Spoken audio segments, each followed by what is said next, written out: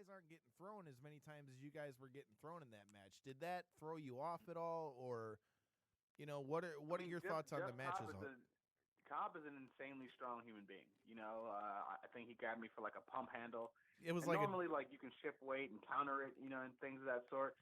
And I went to do that, and I was just still in the air, and I was like, oh, all right, this sucks. You know what I mean? And then I got tossed overhead. So like that's not something that I'm used to, but at the same time, when you look at who my trainers are, and guys like Ray Rowe, I've been in that position before. So it's like when you fight and you do these things and you get put in certain spots, you kind of still have that.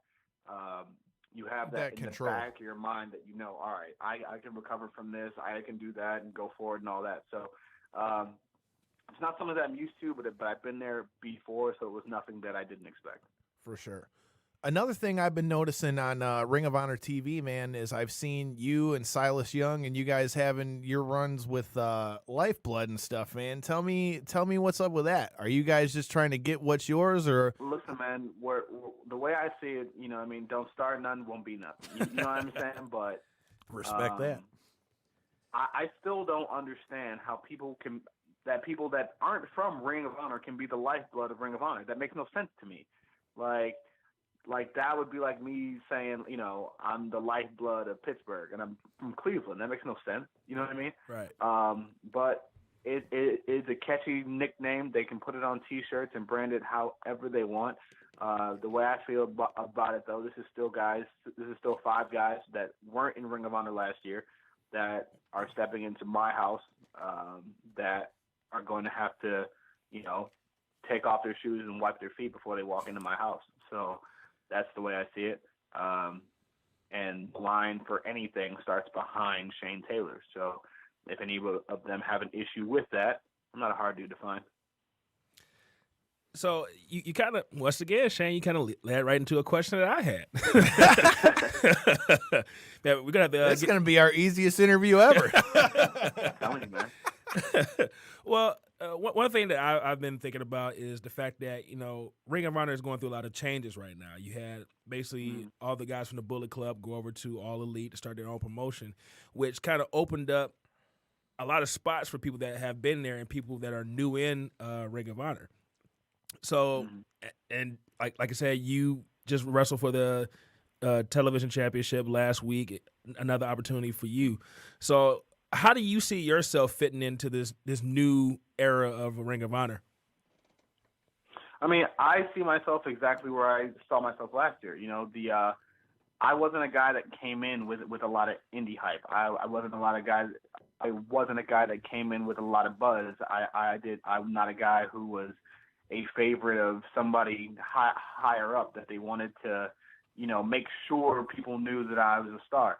I'm not a guy with any of those connections. And when you talk about where I'm at now, that match with Cobb was my first singles pay-per-view match in 2+ years that I've been with Ring of Honor.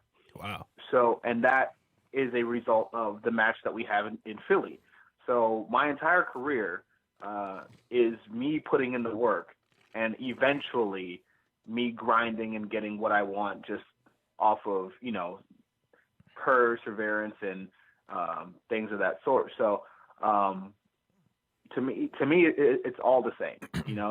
They can have their golden boys, they can have their chosen ones, they can have the guys that they want people to know are stars, and I'm going to keep knocking people out, keep knocking people down, and prove that I'm the guy that has said, I'm the one the entire time. Anytime they've given me the platform to show it, I've done just that. So it's just a matter of time until, people see through all the bull and they say who the champ really is. Are we going to see you on that Madison Square Garden show? Yeah, you better, or we're going to have problems. Hey, I support that message. Well, nothing announced right now. Nothing announced right now, but, we will see. I know the ticket is already bought, so I will be there. Even if I have to walk out into the crowd and start just punching people there, I'll be there. So another thing that you mentioned just in what you had just said, like, you've always had that drive through hard work that has kind of got you where you needed to go in your career. I was doing a little bit of research, before we were, when we knew we were having you come on the show, and like I was reading a lot about, your past and upbringing, all those kind of things. Would you say that, that drive is something that you've had from like your past or your, from when you were young, or is it something you grew as you were running through your career, or is it something you always had? A little bit of everything. I've always wanted to be the best at whatever I did. That was instilled in me by my dad, and, through the things that I've seen in my life, through the things that I've done, through the things that I've seen that I've saw other people go through, the amount of people that I've had to bury, people that didn't get a chance to live their dream or live their life to the utmost the way they wanted to. All of it, including my family, my 2 daughters now, and everything is why I push myself the way that I do. I couldn't look at myself in the mirror. I couldn't look at them, and come up short if I didn't put the work in to get to where I need to be. So, for them, for everybody that, I've known that have helped me get to this point at the cost of their own dreams or their own lives sometimes, I have no other choice but to fucking, sorry, cuss, but you say whatever the fuck do, you want, we man. do plenty. Okay, all right. We do plenty. Just kind of go hard, you know what I mean? Yeah, say whatever the fuck you want, man. Go ahead. All right, okay. I was like, damn. Yeah, all right, cool. Yeah, we can go through the whole list, man, with shit, damn, motherfucker. Oh, I'm sorry. Now you guys talk, right. and you talk about me, that's dog. a game changer right there. I'm like, all right. And you talk about me, dog. Look at you. I do it for fun, man. That's just your normal vocabulary. But I would say that it's a lot more normal in your vocabulary than you'd like to admit. yeah, fuck you. But let's move on. Wait, I don't know how to transition, so I'll just say. I tell you what, though. Speaking of that, I cuss a lot more now after starting wrestling than I ever did before. I don't know what the connection is there, but like now I'm just like, oh yeah, like now I really gotta watch myself around the kids because like my daughter's Totally 4 get now, it. so she's, you know what I mean, she's a sponge to everything. Well, so there you go. Well, so here, okay, I had a question, but now I got something new. So you told us before that you grew up in the streets of Cleveland, knocking people out, man. So you cuss more now that you're wrestling than in the streets of Cleveland, man. Oh yeah. I wasn't a big talker. Like Okay. Like that makes perfect where sense. we're from, like by the time we get to that point, there's nothing I need to say to you, my G. You know what I mean? Like you're like If we're at that that's point, the end we're of it. going. Like, yeah, like and like for me, what I used to do is, I would go collect money for people, and like you know why I'm there. Like why I'm There's there. nothing to talk about. Like there's nothing to talk about. Like why hey, I'm there. Either pay me or we got you problems. know why I'm here. You like let's not go through this. Are you able to take care of your end of this bargain? No, you're not. Okay, now we have a problem. You know what I mean? Like that's the end of it. So like conversational cussing though is what I mean. Like I go, yeah, so I'm going here and I this fucking thing over here, and it I'm like, just why, falls why? off There's your no tongue, need to cuss dude. right there. There's no need. to cuss. Like, but I just do. It's there. It feels so good though, doesn't it? Dude, I totally hear you because I just had one of my union guys tell me that today at work. He was like, dude, why do you cuss so much? I said, if you want to know the honest answer, I really don't mean to. It just kind of Right, just I'm not even happens. thinking about it. Like It's in my literally. lifestyle. So that leads me into another question off of some of the research I was doing. We talked about, the stuff you had going on when you were in Cleveland and things like that. Like, for you, like, when did you hit the point where you were like, you know what, wrestling is where I need to go? Because, from what I read, in my, lead up trying to, learn a little bit more about you, it was talking about, like you said, having to collect from people and things like that and doing stuff in the streets. Like, at what point for you, did you get to a point where you said, you know what, wrestling's going to be it for me, or wrestling's going to be what I put my focus on? And was it something that you felt like you had to do because if you didn't, you know, it was going to be death or jail, or was it just something that sparked the decision?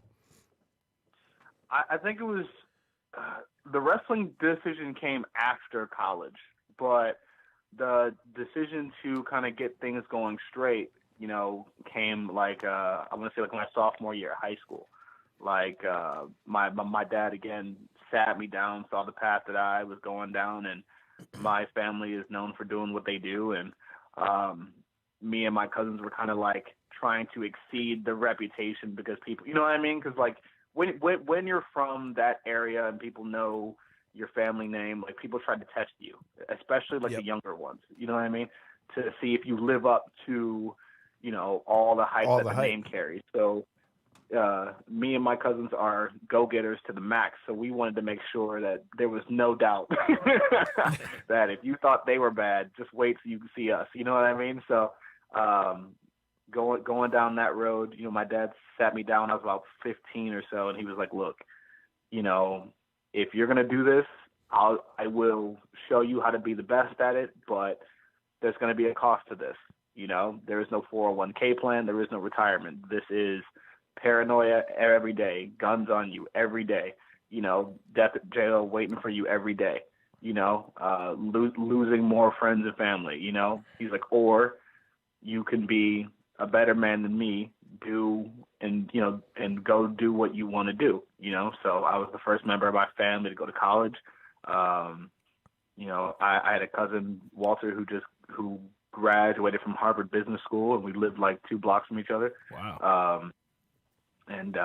You know, once I left college, I was like, all right, I'm not a 9-to-5 dude. I'm not a cubicle guy. I already know that about myself. Like, I can't listen to some dude in a suit or, you know, with a pocket protector talk crazy to me and be like, dude, if you can't beat me up, you can't tell me what to do. Like, sorry. You know what I mean? Like, yeah, wrestling was always a dream. I figured out, you know, I found out about the independent scene and things of that sort in schools and all of that. Ran across Ray Rowe and a guy by the name of Jerry Myers, aka J Rock. They met up with them, and the rest is history. Man. And then once I got, you know, once I fell in love with wrestling, that's when, you know, the passion for wrestling and wanting to be the best at that kicked in. So two separate starting points. So, well, I was going to ask you before we started talking about cursing. First, I want to say congratulations to you, man, because you got married since the last time you were on the show. So congratulations to you and your bride and your family. Thank you. And I was listening to an interview that you did before, and you were talking about getting your nails done with your daughter. So I don't mean to ruin the mystique of notorious Shane Taylor, but how much has your daughter kind of softened you up, man? My daughter has softened me up in a sense that I let some things slide more now. Like, whereas before, if I was single and by myself, if you said something to me that I deemed was disrespectful, I'm knocking your teeth out. You know what I mean? Like, you're going to learn right there that we have an issue now, you know, and if I would deal with the aftermath of such decision, you know what I mean, by myself. Right. Now that I have her, she depends on me. I can't be as reckless. You know what I mean? Because both of my daughters and my wife now need me, you know? So, now that doesn't mean I'm gonna let everything go. I just tend to let smaller stuff go. You know what I mean? Pick what hills to die on. Yeah, exactly. So I don't want anybody out there thinking, oh, you know, I can say whatever I want to Shane. Nah, dude. Like, like it still ain't sweet over here. You know what I mean? Like, I hear you. But I mean, but a part of who I am and a part of not even my character in wrestling, because it's just me. Like, I am that guy. I can go get my nails done with my daughter at 3 o'clock, punch you in the face at 5 o'clock, and then be back at home to, read her a bedtime story and give her a hug and a kiss. It doesn't, nothing about that Hey. changes. Nothing about that makes you soft at all, bro. Exactly. not at all, dude. Like, this is just what dads do. Like, oh, you get your nails done? Mwah! Oh, yeah. So, yeah, I did. Now what? You know what I mean? I totally can relate with what you mean when you say, like, feeling like people tested you, because I kind of went through the same thing as a kid, but for different reasons. Not because my family had any sort of name or anything, but when I was growing up, I grew up with CP and things. So when I learned how to box and people knew that I said that I knew how to defend myself, naturally, every time somebody would say something, you almost had to be like, expecting somebody to try to sucker punch you. But that leads me into my next question. You were talking about how you came up in Cleveland. I know you're in Texas now. Tell me a little bit about the move to Texas, and you've been tearing shit up over there in Texas, because we've had a guy who's been wrestling here locally with a couple promotions that we work with. Yeah, Mr. Kenny Steele. Yep. Mention your name quite a few times, and we let him know, yeah, dude, we've had Shane on the show, and I'm probably going to do it again soon. So tell me a little bit about the transition to Texas, the scene out there, and like the noise you've been making out there, man. Yeah, I definitely got to hear this. Well, yeah, like when I was still in the Midwest and Cleveland area, I had done just about everything there was to do and competed against everybody, but I felt like I was plateauing. I was there for about 7-8 years, and didn't really feel as though there was anybody in that area that much better than me that was going to help me grow as a performer, right? So Ray Rowe was already down here. He was already making another name for himself down here. He had been asking me to move down here for 3-4 years now. So I was like, all right, man. I finally was like, all right, cool, let us do it. I moved down here, just started training with him, and got on to, I think, like the first show that I was on was like NWA Houston, which changed to Lone Star Championship Wrestling. Met Keith Lee and Jack Dane, and met Luke Hawks down in Wildcat Sports in New Orleans, and all the guys that are with those companies, and VIP in Dallas with Lamont Williams and his whole crew. So once I started making those rounds, I mean, the talent down here is great. As you can see, there's more and more people from Texas being signed to different places. You got Sammy Guevara and AEW, ACH. You know what I mean? Like, Texas guys, know what they're doing. They're really good. And the problem is Texas is so big. Like, sometimes it's a world unto itself. Right. But then every now and again, you'll have things break through, like a VIP or an Inspire or a Wrestle Circus that was hot for a while. You know what I mean? Right. You'll have those things. And so my only goal since I started was to be the best. I've had great opportunities with, not only with the companies that I've mentioned, but with SOAR Championship Wrestling in Dallas, Texoma, to be able to showcase those abilities, and put me in a position to not only help myself grow, but bring more fans in to help other performers grow. And that's something that I take serious, because I like being in that leadership role. I like being the guy that people can say, we need a home run here. Who do we put in the box? Me. You know what I mean? Like, right. Flat out. That's my goal in any company that I'm in, is when people start asking those questions, well, who do we need for this, that will make sure that this gets done? Me. Nobody else needs to come to mind.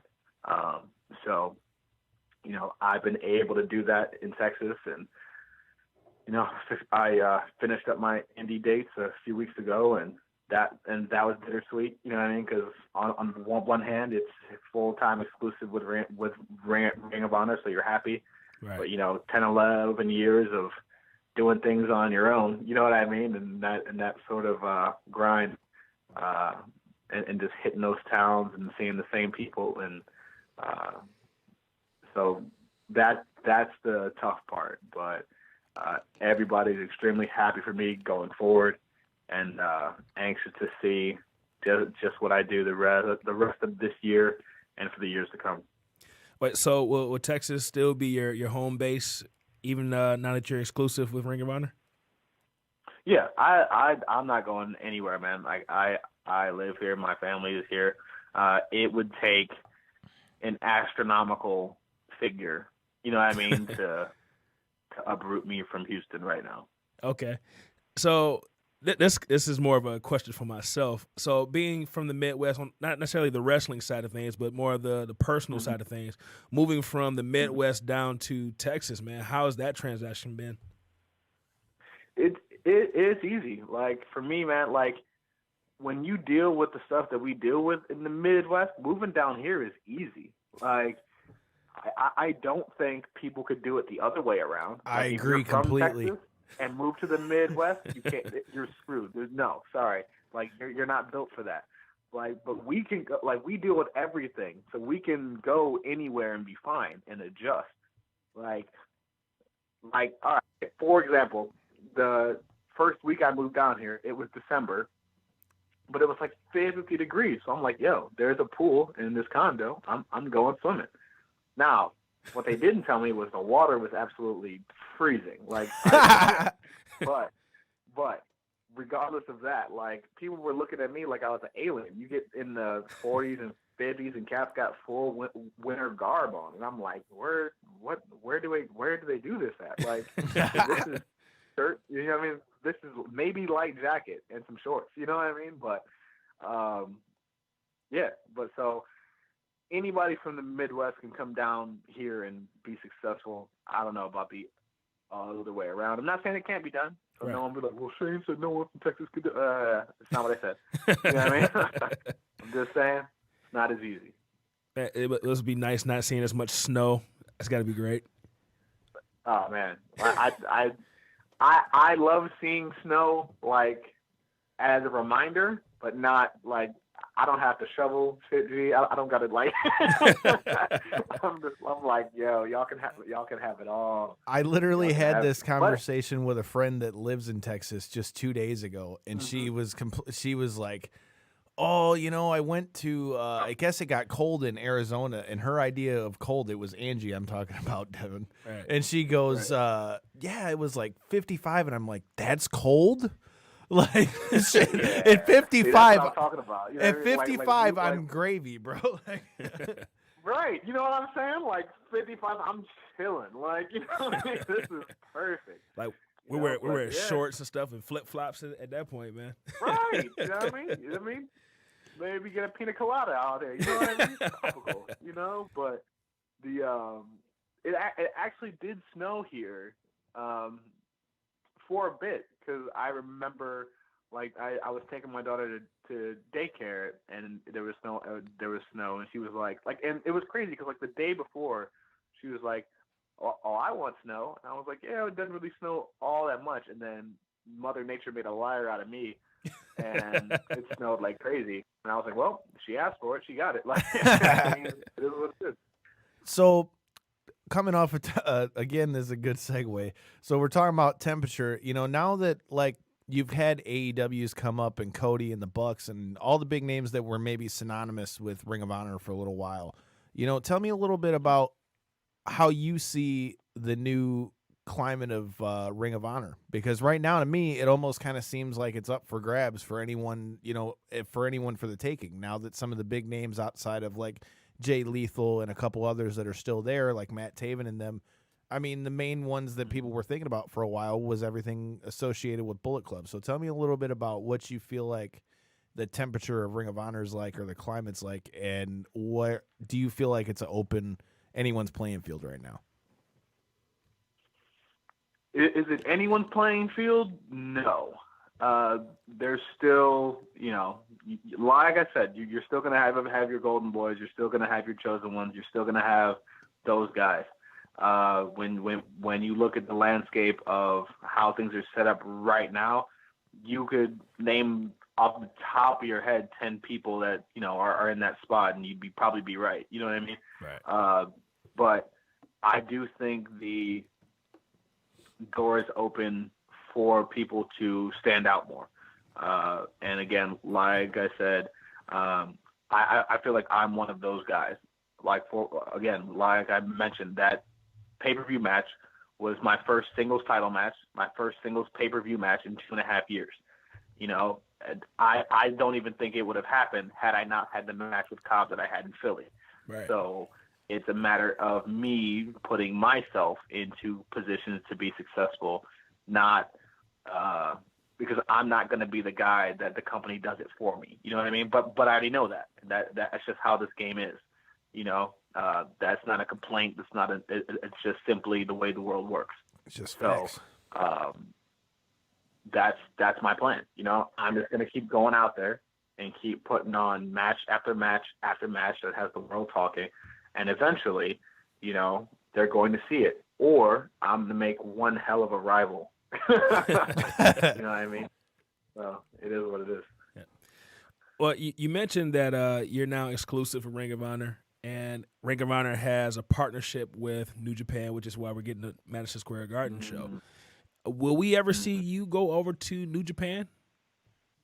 Is that a goal of yours? That's not a question for me, man. That's not a question for me. My answer has always been yes. I did the New Japan USA shows, the tour that they did here, LA, Charlotte, Nashville.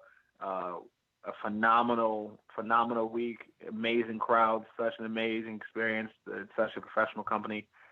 They really take care of you, and it was awesome, you know, to be around that talent and to work with so many different people. I would love to go over there. Shout out to Kevin Kelly and Rocky Romero, and you know, all the guys that I know over there. That's always been a dream of mine. You know, I got to live vicariously through Ray when he won the IWGP tag team titles and was on Wrestle Kingdom and doing kind of all the stuff there, man. It was just so cool to watch. Right. And you know, seeing homies like Jonathan Gresham tear it up there, and Beer City Bruiser when he went. You know, so it's just I feel like it's a matter of time, but again, that's out of my hands. There's nothing that I can do to change that. You know what I mean? So I don't worry about things that are out of my control. I just got to keep doing my thing, and we'll see what happens on the road. And I mean, this is just an observation, but I mean, if you keep doing like you've been doing with like matches like with Cobb and all that stuff, I mean, your style is so hard hitting that you would fit in great in New Japan. So I mean, you would think, right? I mean, you would think, right? Especially currently, I don't know. Not that it matters, but I don't know if they have any African American talent on their roster at all. You know, that I'm thinking of that jumps to the front of my mind. Yeah, you'd have to. I know ACH was over there for a little bit. Yeah, he was. I mean, but he's not there now. Yeah, I'm trying to currently. Think. Yeah, I'm trying to think. Like, who? Yeah.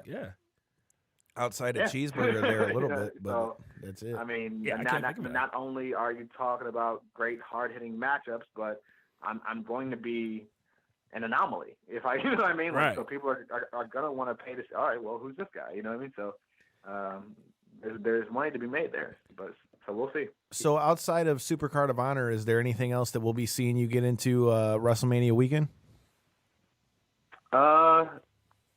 Because of contract stuff, no. I did have some stuff lined up, but I had to move that around. But I'm just going to be enjoying the sights, man.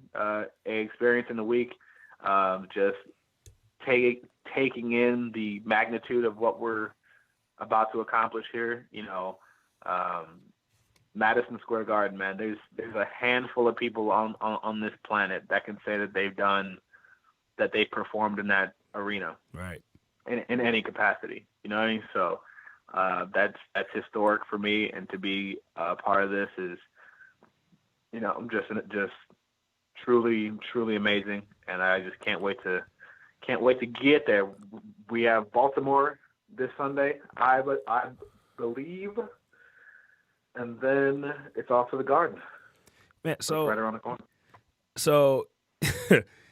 How does it feel being a part of that show and knowing that you guys moved NXT to Friday so that you can have your own day WrestleMania weekend. Because a lot of people don't really talk about that. You know, WWE kind of says, you know, oh, no, we were, you know, thinking about moving it anyway, but No, they weren't. let's just go ahead and call it what it is. You guys, basically, they didn't want to go up against you guys head-to-head for viewers, so they moved their NXT show to Friday, and you guys got Saturday. So how does it feel being a part of that, man?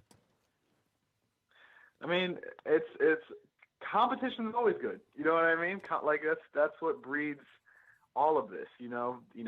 When you have new companies come up, there's more money. You know, people have to be more creative.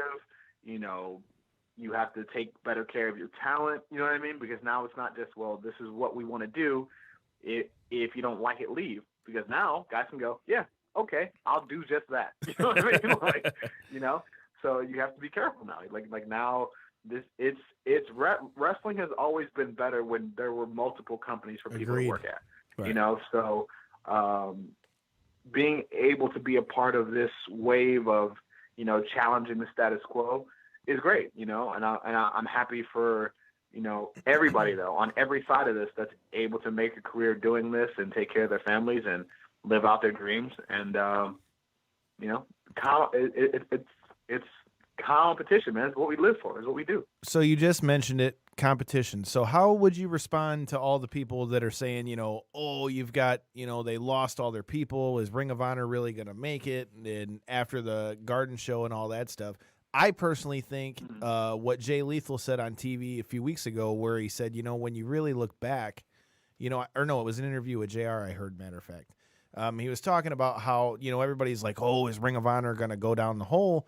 But when you think about it, they kind of had the same thing happen when CM Punk left, when Daniel Bryan left, right, Joe, when, you know, Joe, you can go down the list, and they've always made their way out of it. So I guess for you being in Ring of Honor now and there being so many new faces, how do you respond to those who are like, what's the future of Ring of Honor going to be now that they've lost a lot of their star power? My answer to them would be, look at our track record. You know what I mean? Like, Ring of Honor isn't a company that has to reset. We essentially just reload every single year.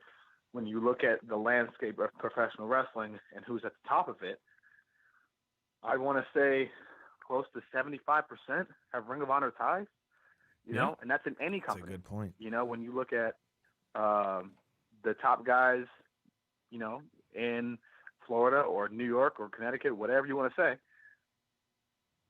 you know, 80% of their top guys have Ring of Honor ties. So there's something that we're doing right. I mean, look at their two title matches. Look at their two title matches. Look at them. You've got one guy who was champ over there that is the champ in WWE, and now you've got another guy who's in the main event going for the title. You know, in Seth Rollins, Tyler Black, whatever you want. Exactly. That's my point. Either way it goes, you've got. I mean, people can say what they want, but I mean, I think it's pretty obvious. Exactly. I mean, yeah. And when you go down and you look at NXT as well, you know, look who the tag champs are. Look what their biggest group is. You know what I mean? Like, they just brought Punishment Martinez over there, and I mean, dude, they're bringing. I mean, we don't even like. There's nothing that can be disputed. Not to make a pun off of that, but like it is. It is what it is. Like, these are facts. These are things that you can quantify. You know, so we're just gonna keep doing what we do and keep producing stars and keep making history. Well, so yeah, you're definitely in competition with those guys, but what is it like seeing a couple of your buddies over there at NXT killing it, and Keith Lee and Rowe? Awesome. Like, you know, those are guys that at one time were told no, you know, by the same people. Well, not by the same people, but, you know, by the same, you know, company. Like, hey, not now. It's not for you now. We just don't see it now. And they worked their asses off until they were like, hey, so maybe you guys do want to come here. You know what I mean? They're like, yeah. You know, so I couldn't be happier for them. You know, they've busted their ass and they put in the work, and they are now living their dream. You know, I talk to Ray almost daily, you know, and he just sends me texts sometimes that are like, yo, this is my life. And I'm like, I know, man, it's crazy. You know, he gets to go beat people up in the ring and then be a Viking out of it. It's insane. It's what he's always Dude, their entrance at the last takeover was fucking insane. sick, bro. It was insane. So Sick. let me ask. And hold on, just to piggyback off of that, what's really cool about that is like that's his actual like family, like his Viking group, like those are like them. You know what I mean? So like they got them to come in and do that. So like, wow. Not only did you get to make this badass entrance, but you got to do it with people that you care about the most. That's sick to me. That's awesome. Did he ever get you to paint up? Is the question. No, not at the paint up, but I was at his wedding, and we all did dress up in like Viking garb and things of that sort, like medieval type wear. And it was cold as hell, like Cleveland in winter cold. And so I told him, I was like, man, you are the only person on this planet that would get me to do some shit like that. You know what I mean? So, but it was a hell of a time, man. Like that was one of the coolest things I've ever been a part of.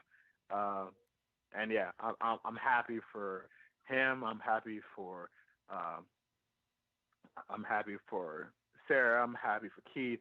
It's awesome. Wait, quick question. So if Ray was into let's say being a vampire, would he be able to get you to dress up as a vampire for his wedding? I don't know. I mean, I don't really do, horror movie stuff. That would be a big ass vampire, that bro. doesn't tend to work out well for people like me in any of those situations. So right. I tend to leave that alone. Okay. Hell, there's places that like he'll want to stop at, like when we're doing road trips. That if I thought we're sketchy, I'm like, nah, man, I'm not stopping. Like especially if we're like in the middle of the boonies. Oh man. And he's just like, hey, you want to stop here? Nah, man. So wait. Well, why, Shane? Nah, bro, I'm not doing it. So let me jump in that a little bit further, okay? And I want Kyle to know that I wasn't just making this up. So How do I already know where you're going? I'm not going to say who this guy was, but there was a promotion here in the Detroit area that was getting started. And they had 4 dates set, and 3 of those dates were in areas that I wasn't comfortable going to. So I told Kyle, I was like, hey, look, I am not going to those first 2 shows. I'll go to the one here because I know that's a safe area. He was like, well, why not, man? We got to go there. I knew once I thought about it in my defense, all right? Yeah. It took me a second, but I was like, all right, never mind. I mean, he's like, don't even need to ask. We got to go represent the show, man, because there was supposed to be all these different big name wrestlers there. We can get interviews. I'm like, you can go, but I'm not going because of this. And I rubbed my hand a little bit and showed him. I'm like, come on, man. Right. It's not like that. Yes, hold on. I didn't say it wasn't like that. I said it just took me a minute, and I was like, oh, shit, never mind. I'm like, hey, I retract my previous statement, especially. Let's just say that some people that really like blankets happen to frequent that area. Yeah, especially with the cities we were talking about. Once I took a second to think about it, I was like, I can't even blame you. So, yeah, trust me, I understand, man. Uh-huh. So you were talking about, how you've got so many of your friends that are over in other companies and all that stuff. With it going into WrestleMania weekend, is there anything? Obviously, Ring of Honor, you're excited to see what happens with that. Is there anything else, whether it be any of the other indie shows, whether it be Josh Barnett's Bloodsport or any of Joey Janela's stuff, or anything WWE wise? Like, what else are you looking forward to, just from a fan standpoint, as far as WrestleMania weekend? I mean, hell, when you look at all those things, all those events are must see. Like they tend to be amazing every single year. I haven't gotten a chance to go to any of them, obviously, but just hearing the reviews about them and seeing the fan interaction and how positive people are when leaving them, it sounds awesome. So I'm looking forward to seeing them do what they do again. Year after year, and I hope it continues for many, many more. And seeing what my friends do this, that weekend, try to catch up with them and see what's going on. I hope they put on performances of a lifetime because that's what I expect of them. That's what they expect of me. And I mean, then it's WrestleMania weekend. You know what I mean? It's WrestleMania week. Like it's just there's no hype like that. Man, so I'm definitely looking forward to Mania weekend. I know Kyle is. He's going to be there. Hopefully, you guys can get together, have a beer or something. Mm-hmm. But we're going to ask one last question, and then we'll go from there. Kyle, you got the last one? Other than, I mean, we've already talked about, what your plans are next for Ring of Honor and all those kind of things. Mainly and simply, what can the fans expect from you in the rest of 2019? I know we all think that it's going to be a big TV championship. Exactly. You beat me to it. I was going to say we already just did. Sorry. We think it's going to be a big year for you, but for those of our listeners that are listening that maybe might not be as familiar with you yet, let them know what they can expect from the Notorious One. You are going to see, without a doubt, the most hard-hitting matches that you've ever seen in the history of your professional or of your pro wrestling fandom when you watch me. It is a different energy. It is a different atmosphere when I step into the ring. And I like that about my matches. Everything else can be pretty. Everything else can be, this artsy show of athleticism and technical prowess. When you see me, it's going to be a fight. The fun and games are over. The technical portion of the evening is done when you see me. You are going to see people get punched in the mouth. You're going to see people get thrown around. You're going to see people get beat up. To me, that's what this sport is, and that's what I'm going to bring to Ring of Honor. And if I have to knock out some champions along the way, so be it. Man. And he'll throw a Cleveland Destroyer in there too, man.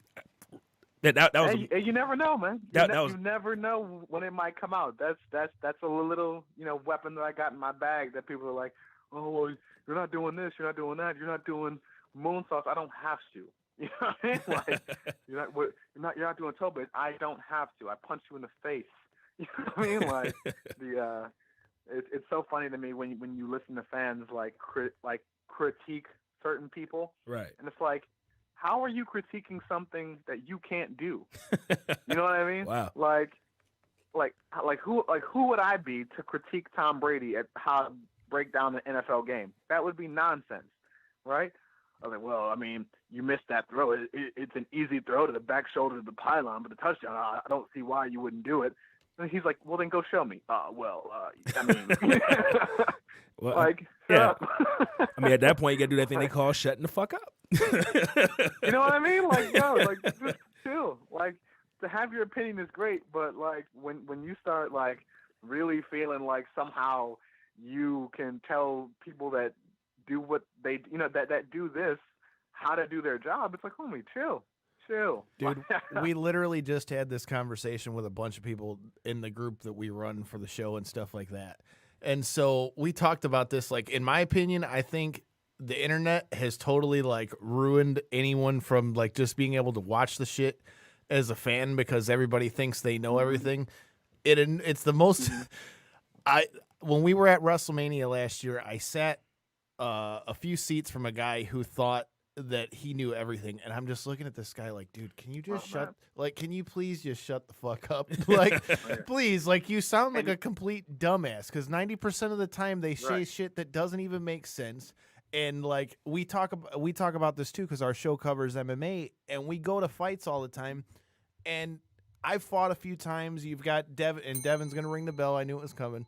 So you'll go there and you'll hear these people talking. It's like, oh, what the fuck? It's so boring because they're doing jiu-jitsu or wrestling or whatever it might be. Right. Dude, unless you can get in the cage or get in the ring and do whatever the fuck it is you're bitching about, shut the fuck up. Like, it's one thing to have an opinion. We all have an opinion, but when you take it to, oh, he should have done this. Well, I don't know what the objective you were trying to get out of that match was. I just know what the fuck I saw. Right. So, I mean, I don't know.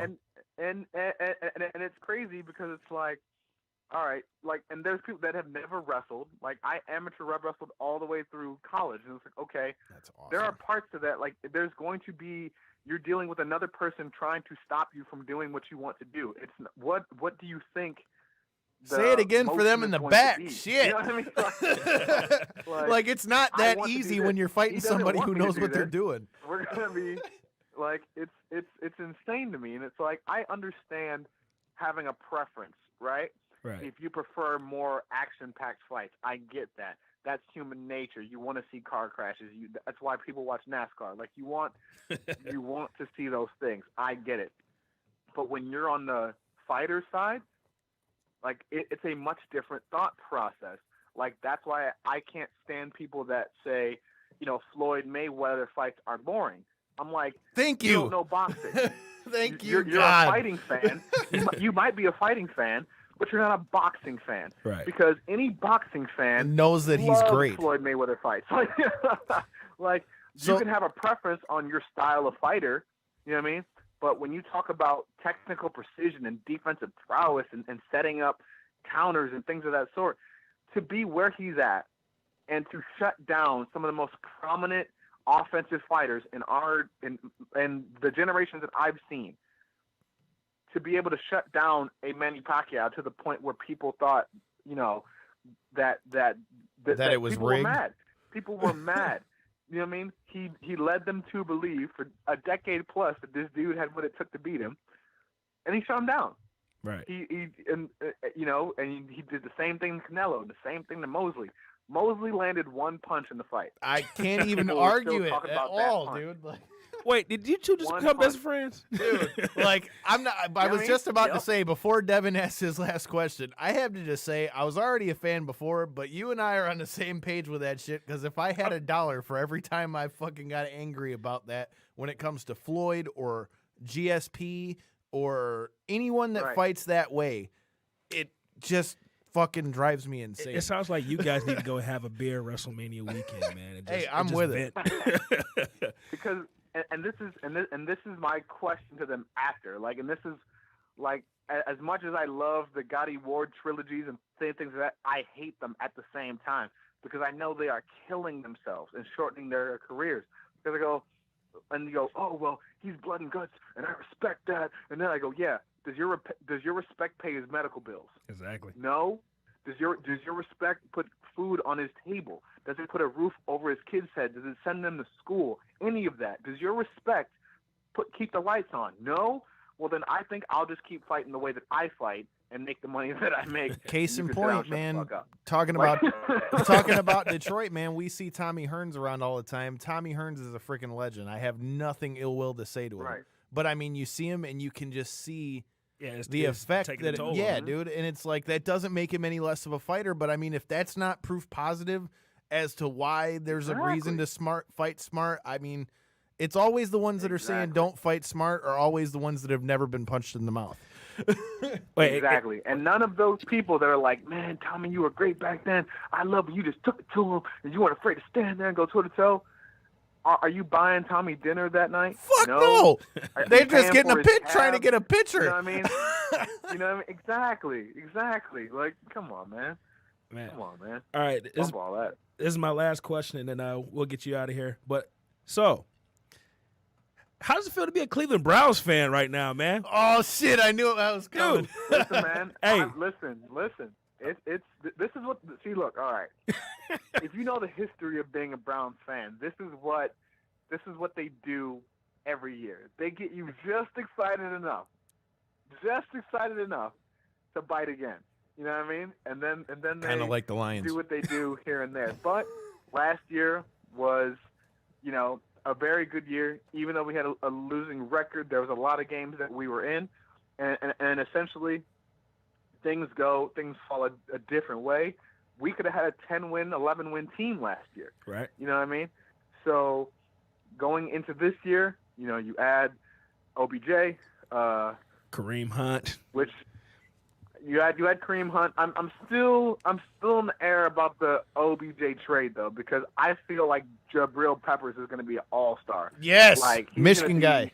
Not anymore. For years, he has that. He'll Troy always be a Michigan guy, Polamalu-esque, asshole. Like playmaking, you know what I mean? Like Right, he's not right. a hitter, but like he just instinctively knows where to be in a football game. You know what I mean? Right. So giving up a young talent like that, a first-round pick, and I think a third or a fifth or whatever it was, Yeah, it's a first, and first, that third, and big Jabril a Peppers. contract for a guy that can be shut down. I'm like, ugh. You know what I mean? Yeah, but then you got But we you will got see. Jarvis Landry on the other side. You got David Njoku, man.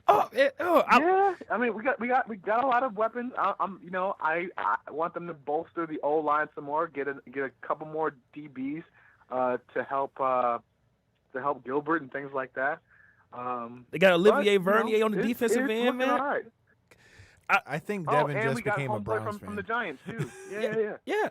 See, I forgot. I thought we got Earl Thomas. but I guess he signed to the Ravens. I was like, damn, if we had got Earl, that it would have been over. But yeah, Shane. I don't know if I think I told you this at the last show, man. Like I kind of like gave up on the Lions, man, and I'm a Browns fan now. And look, Jesus! And wait, look. Listen though. You can't tell me you gave up on your hometown team and then try to jump to my hometown team. I know. Wait, no, Shane. Shane. Call him out, Shane, because I already did. Wait. I did this. I actually did this a long time ago. I did this before the 0-6 season. We can go back to my podcast, All Steak No Sizzle, and we can go through the tapes where I was saying that team is going to be great in the next 3 to 5 years. So I've been on the bandwagon for a little while. I'm just fully on now, man. He's gonna have an OBJ jersey next week. I'm fully committed. But listen, but you know what I am tired of already though. What? I am tired of people saying I woke up feeling dangerous, like copying the Baker shit. Like enough. Like okay, you didn't wake up feeling dangerous. You woke up sleepy as fuck probably. Like, you know what I mean? Like stop trying to steal the man's shit. Stop it. No, I'm telling you, this isn't just something me jumping on. I've been following this team for the last couple of years. I love the trades they've been making, getting draft picks and taking on bad contracts just to get higher draft picks, like that Brock Osweiler move. I've been following this team for a while, and it's great to see. It's great to see a team that's been in the bottom of the basement where the Detroit Lions are actually come up out of that basement and say, hey, you can build a good team. You can actually have some excitement for your team. And I'm glad I jumped off that damn Matt Stafford bandwagon a long time ago. So, all right, that's enough. That's a $100 million kid. What you talking about? Yeah. Well, don't even get me started. While Baker Mayfield's gonna be making $3 million and probably winning a playoff game at some point in the next 5 years, while Matt Stafford's been there for 10 years, ain't won shit. Okay, all right, I'm done. But but you know what hurt? But you know what hurts y'all though? Like, what's that? You never really built your defense, right? Preach. And then when Megatron left, that was. Like that, like when he retired, there was like, all right, he can't be like. It seems like once you guys get a star, like you don't. They run him into the ground. You just hope that the star carries you to where you need to be. Like they did the same thing with Barry. Like if Barry would have had an O line, Barry would have had 50,000 yards rushing. Like, thank you for at least admitting that, because these are things that us in Detroit have been saying forever. Within 2 seconds of getting the ball, you know what I mean? Shane, 34 years of this, man. I'm done. 34 years of this, man. I'm done. I feel you, bro. I feel you. I'm a Browns fan now. You're man. echoing the sentiments of everybody in Detroit, bro. Like, I don't know anything else than being a Browns fan. Like, I couldn't even think about, like, even living down here in Houston. Like, well, aren't you a Texas fan now? Fuck no. Like, no. like, cool. If they win, cool. If not, I don't care. More than likely, I want to see them lose just because I have buddies down here that I can talk trash to. Then that's you know, it is what it is. That's what's up. So, Shane, why don't you go ahead and throw your social media out there for the people, man. Let them know where they can follow you. And real quick, people, if you want to see Shane Taylor live here in the Michigan area, he's going to be in Grand Rapids with Ring of Honor May 11th. Make sure you come. Get your tickets. Go over to Grand Rapids now, baby. Yes, sir. Yes, sir. But why don't you tell the people where they can follow you on social media? Fantastic. At Shane216 Taylor, Twitter and Instagram.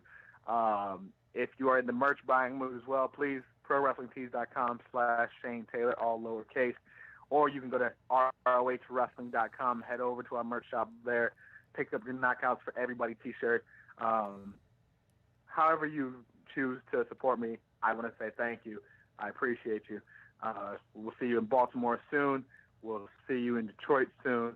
And the next stop after that, Madison Square Garden, WrestleMania weekend. It's gonna be great. It's funny you bring up the merch and stuff because if I end up linking up with you in New York, yeah, I might have just got one of them shirts for the Ring of Honor show. There you go. Definitely. Hey, There you go. Hey, Shay, you mind hanging on after we do our outro just for a second? Yeah, it's all good. All right, appreciate it. So let's go ahead and get up out of here, man. Real quick, Kyle. Any last words? Not much, man. Just another great interview, man. You can find me on Twitter and Instagram at Detroit Knockout, at Detroit NOKOUT. Make sure you're checking us out the next 2 weeks. We've got our WrestleMania preview and our review the week after. And if you're going to be here in Michigan, you can't make it to WrestleMania, make sure you come downtown Detroit. We're doing the party at Buffalo Wild Wings with our boys from Breaking Down the Ring. Yes, sir. So make sure you're there. We've given away title belts. We've given away signed stuff. We've given away tickets to shows. You never know what the hell you're going to get, so show up. Great prizes to be won, so make sure you come on out. You can find. We gave away NXT tickets at the last one. Man, we might have to give away some Ring of Honor tickets or something, man. Bingo. We'll talk. Yeah, Shayna hook us up. We'll talk about that out there. But make sure you come out to the WrestleMania party at Buffalo Wild Wings on WrestleMania Sunday. So also follow my social media. You can find me on Twitter at Devin63. That's DEVINTHE63. You can find me on Instagram at All Steak No Sizzle. Make sure you join the Reality Era News page on Facebook where we talk wrestling. And I think that's it. Make sure you listen next week to the WrestleMania preview show. And we'll get up out of here. So until next time. Fuck your couch. Peace.